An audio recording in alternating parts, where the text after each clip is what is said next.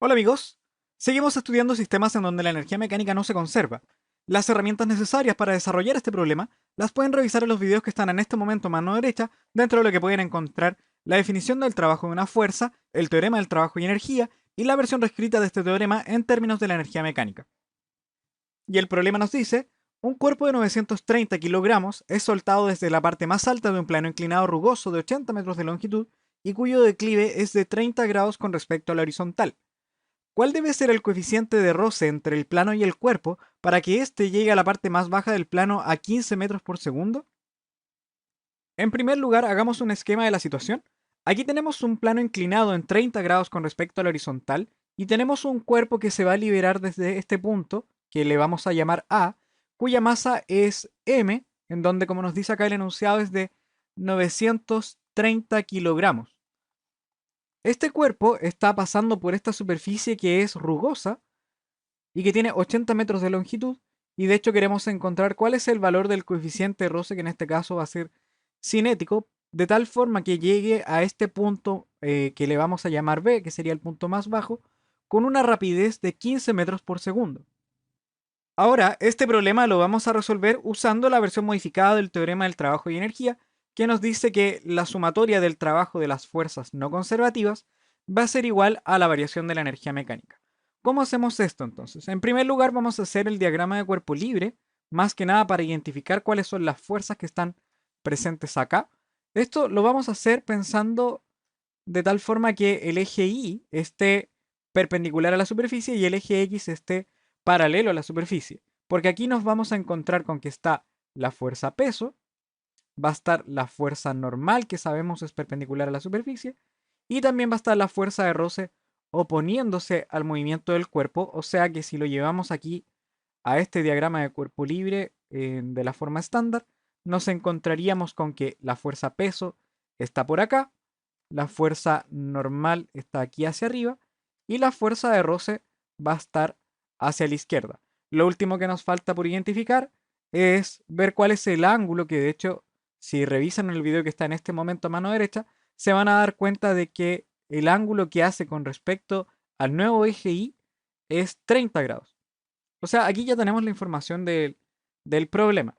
Ahora, cuando tenemos este diagrama de cuerpo libre, lo que hacemos es clasificar las fuerzas para ver si son conservativas o no conservativas.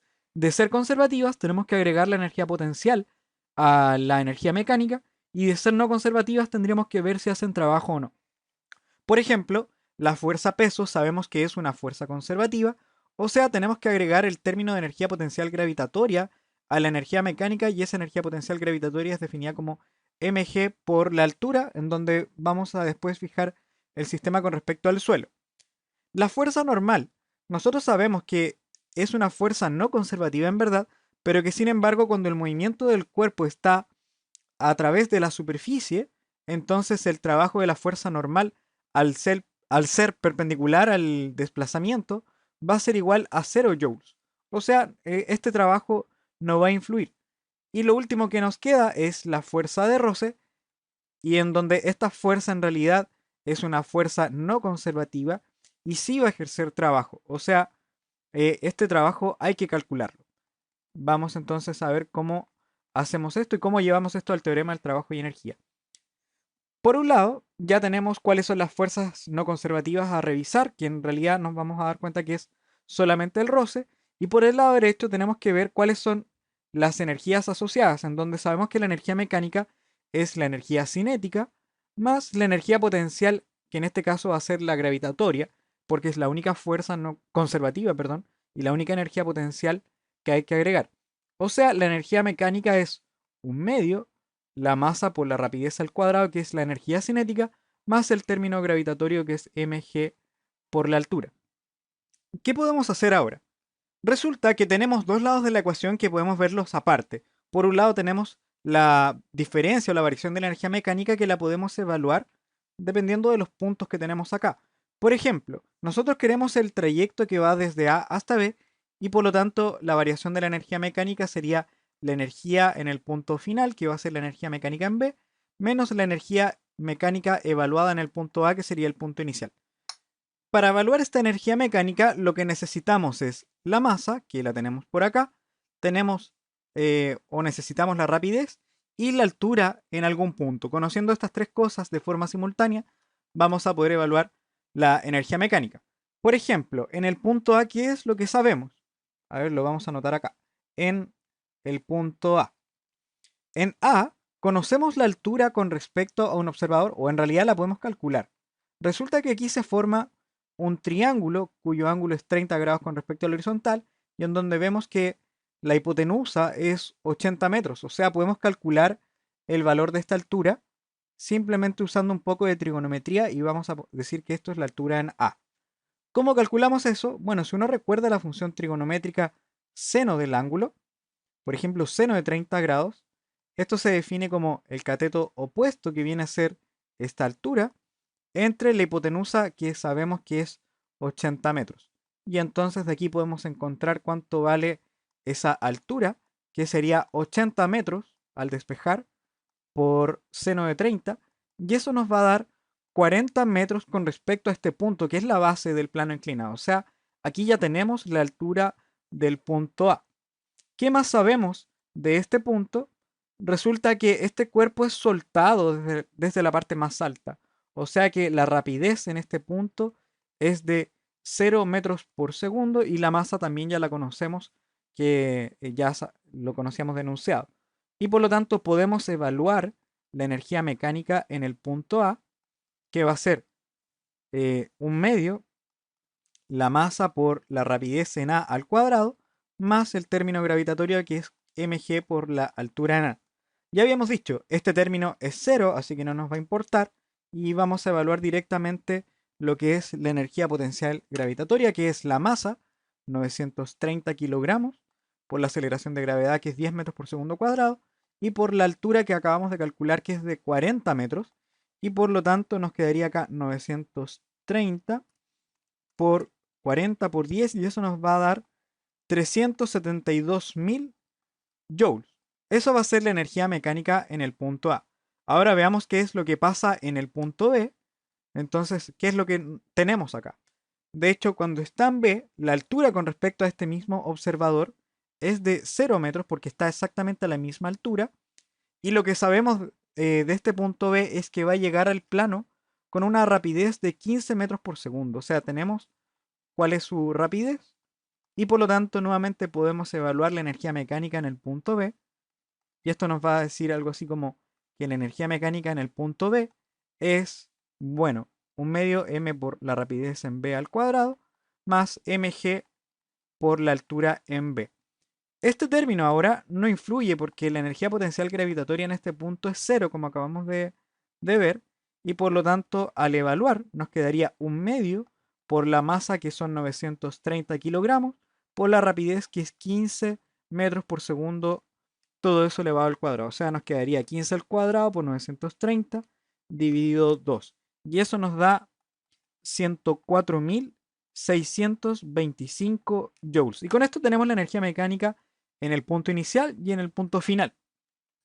Ya que tenemos la energía mecánica en el punto final y en el inicial, podemos ver el lado derecho del teorema, que simplemente va a ser la variación de la energía mecánica, que es la energía final, 104.625, menos los 372.000, todo esto medido en joules. Entonces, si hacemos esto en la calculadora, nos va a quedar 104.625 menos 372.000 joules, y eso nos va a dar menos 267.375 joules. ¿Qué quiere decir esto?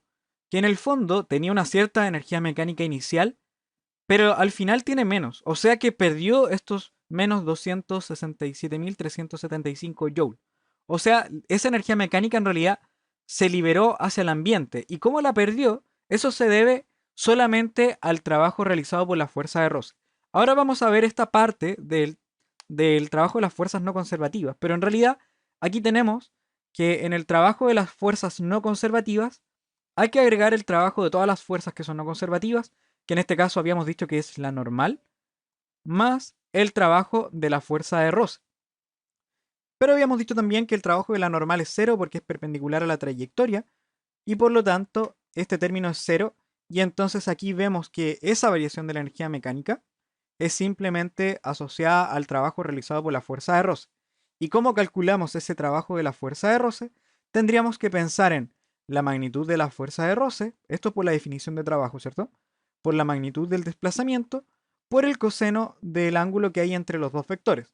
Entonces, si nosotros dibujamos el vector desplazamiento, diríamos que este vector es hacia la derecha en este plano, si ustedes quieren. Lo pondríamos como por acá. El vector desplazamiento sería hacia la derecha. La fuerza de roce se opone, porque obviamente se opone al movimiento del cuerpo, y por lo tanto el ángulo que hay entre estos dos vectores es de 180 grados, y acá tendríamos entonces la expresión para el trabajo de la fuerza de roce. ¿Cuánto nos queda esto? Resulta que acá tenemos la magnitud de la fuerza de roce que por ahora no la conocemos.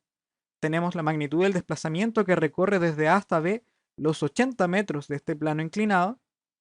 Y coseno de 180 es simplemente menos 1. O sea, el trabajo de la fuerza de roce es menos 80 veces la magnitud de la fuerza de roce. Y por último, ¿cómo encontramos esta magnitud? Aquí es donde tenemos que pensar en las leyes de Newton y particularmente en este diagrama de cuerpo libre.